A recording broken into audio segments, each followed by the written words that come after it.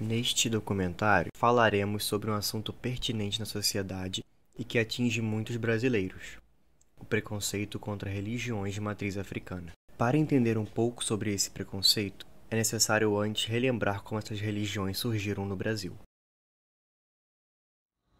Bom, como é que surgem, as religiões de matriz afro-brasileira? Elas surgem com a chegada dos primeiros africanos escravizados no Brasil, isso lá no século XVI, são religiões que vão surgir aqui a partir do contato de diferentes crenças desses povos africanos, que eram de etnias diferentes, e que vão ser ressignificadas aqui, Então são as religiões da diáspora. Quando você traz alguém, sequestra alguém na costa africana para vir para cá, não é só o corpo que está vindo, são as tecnologias, as visões de mundo, as espiritualidades. E o Brasil recebeu, sobretudo, africanos que vieram da costa do Congo, da costa da Nigéria e do Benin, e um pouco mais acima do antigo reino do Daomé. E eles praticavam as suas religiões, cultivavam, cultuavam os seus deuses, sobretudo ligados a elementos da natureza. Então, através do translado, do tráfico negreiro, do horror da escravidão, essas religiosidades chegam ao Brasil. Essas religiões de matriz afro-brasileira, então, elas são religiões da diáspora a partir de uma ressignificação que vai ser feita a partir do contato dessas diferentes crenças que esses povos trazem consigo. A violência contra religiões de matriz africana é algo que persiste na atualidade, e ataques a templos religiosos acontecem em lugares por todo o Brasil. Essas religiões, que surgiram no contexto da diáspora africana, irão sofrer outras diásporas ao longo da história, sendo dispersas para as periferias de lugares afastados das cidades por motivos de perseguição, sendo então expulsos de seus territórios novamente.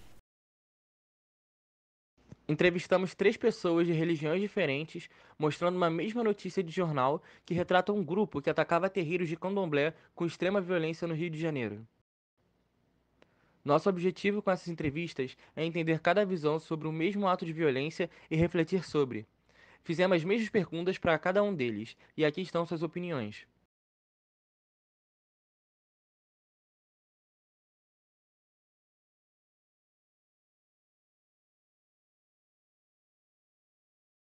Bom dia, meu nome é André Jesus Ferreira. Eu sou teólogo e professor de música. Eu sou evangélico, pentecostal.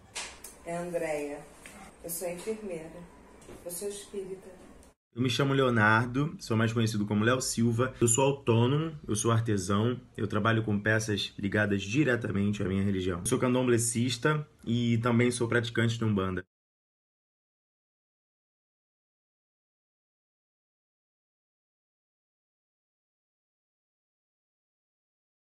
Eu penso que é totalmente contrário a qualquer princípio de dignidade humana, ainda que eu não estivesse lidando com algo relacionado à religião, alguém ser agredido, ser violentado, porque tem algum tipo de fé diferente da minha. Então é uma coisa assim muito... não faz sentido, é totalmente errado. Cada um deve professar a sua fé e manter aquilo que acredita e sem atacar o próximo. Divergências sempre existirão, as pessoas não são iguais na forma de pensar, então jamais eu vou concordar com isso. E se alguém faz isso se dizendo ser cristão, evangélico, seja o que for, ele está totalmente fora dos parâmetros da cristandade. Isso aí é algo cruel. Inclusive eu, que por ser cristão, sei que os cristãos são perseguidos no mundo, exterminados, assassinados, esquartejados, por religiões de outras matrizes, como a própria questão aí coloca em pauta. Olhando aqui para a notícia, o sentimento que me invade é de tristeza. Tristeza por quê? Por pensar que ainda hoje a justiça, as nossas leis, tem que tomar atitude com relação a essas pessoas. Por isso que eu tenho esse sentimento de tristeza muito grande. Porque eu acho que hoje, na minha cabeça, o que eu gostaria de presenciar eram pessoas podendo exercer frequentar suas religiões de forma livre e sem a preocupação de serem atacadas ou violentadas por acreditarem terem uma determinada crença, seja ela católica, espírita, kardecista, umbandista, candomblessista. Eu acho que o pensamento que a gente tem de ter hoje é de respeito. Então, essa notícia, quando ela apareceu, né, na mídia, a gente já ouvia alguns rumores de outros acontecimentos menores, né, em outras localidades, em outras casas de axé, como a gente costuma, né, a gente que é da religião, a gente costuma denominar os nossos lugares de culto, né, casas de axé. Então a gente já tinha noção desses acontecimentos em outras localidades, em outros bairros, e muito ali, né, nessa região. Então, assim, a gente fica extremamente preocupado ao receber esse tipo de notícia, ao saber que isso está acontecendo, porque a gente se compadece com a dor do outro, né? E principalmente a gente fica com aquele sentimento de e se fosse com a gente, né? E se fosse no nosso espaço sagrado, se fosse na nossa casa, né? Então, ela causa uma indignação, causou até um certo medo, essa é uma palavra que pode ser usada sim, porque a gente fica com medo de não ter mais liberdade de poder praticar o nosso culto, isso é absurdo, né? Então, assim, a gente professa a nossa fé com muito respeito, com muito carinho pelo que a gente faz e com muito amor. Então, ter a ameaça de não poder praticar o nosso culto é algo muito preocupante, né? E então é isso. O primeiro sentimento que causa é a indignação. O porquê ser feito dessa forma.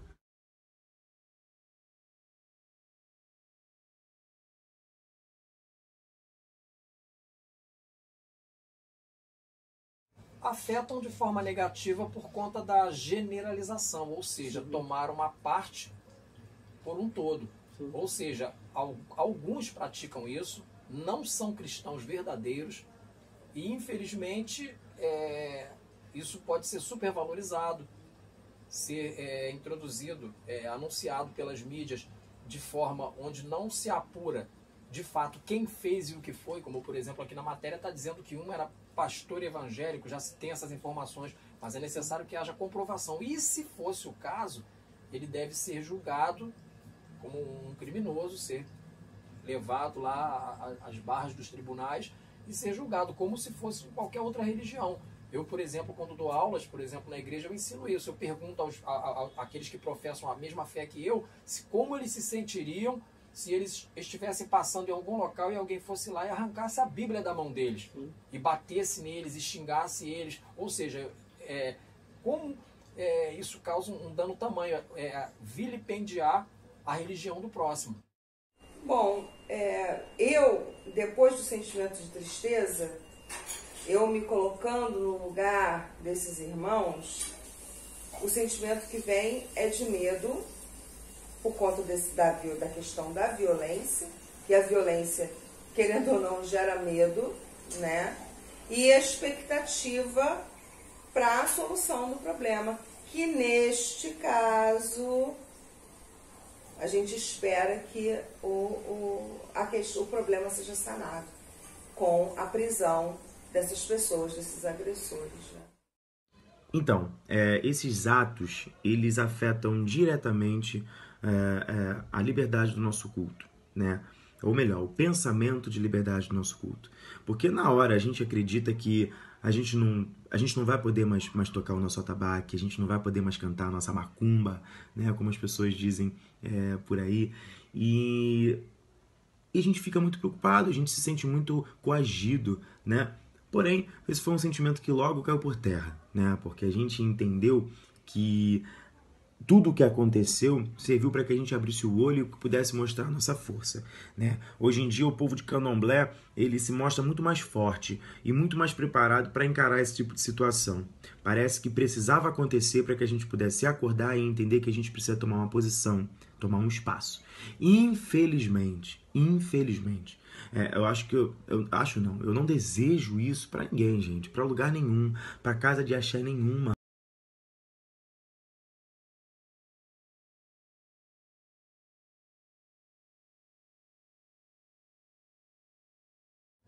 Com certeza cristianismo, porque não se dá muito ênfase essa questão agora de esse equilíbrio, mas infelizmente isso deveria ser feito de uma forma mais global, colocando as pessoas a par de todas as religiões, porque se no segmento de uma instituição de ensino ela prevalece um tipo de cultura de ensinamento sobre uma determinada religião, essa religião ela vai acabar sobressaindo.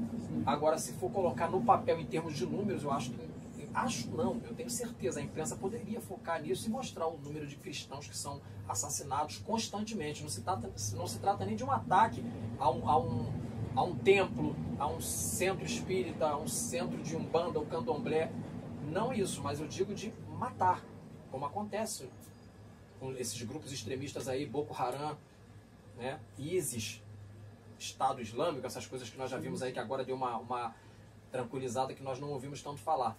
Mas, em suma, eu considero que nenhuma religião pode tirar a vida do outro, agredir o outro. Assim, essa questão da violência acontece com toda e qualquer religião e a todo momento. A violência pode não acontecer de forma física, mas acontece de forma velada, através de palavras, insinuações, né? Ah, porque você não vai ser merecedor disso ou daquilo, por conta de você não praticar essa ou aquela religião. Vai acontecer isso ou aquilo com você, porque você não aceitou esse ou aquele. Então, assim, a questão da violência, ela acontece com todas as religiões, com todas as religiões. Então, eu acredito que aqui, né, falando de Brasil, eu acho que no âmbito mundial a gente tem outras religiões que são muito violentas e que sofrem muita violência, né? Mas falando aqui no âmbito de Brasil, eu acho que uma das religiões que mais sofre preconceito é o próprio candomblé, né? Eu acho que por ser uma religião com heranças negras, né, com heranças africanas, isso isso carrega junto, a gente trouxe como herança também o preconceito, né? O fato de ser uma religião preta, de povo preto, já abre uma porta muito grande para que as pessoas a neguem, né? Para que as pessoas repudiem, tratem ela como pouco.